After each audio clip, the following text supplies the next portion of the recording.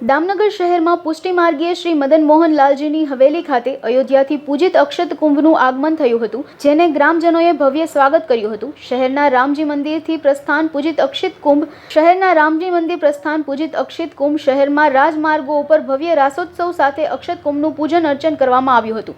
સમસ્ત દામનગર વૈષ્ણવ પરિવારોની સામૂહિક હાજરીમાં પૂજિત અક્ષિત કુંભની શ્રી મદન મોહન લાલજી સમક્ષ સ્થાપન કરાયું હતું।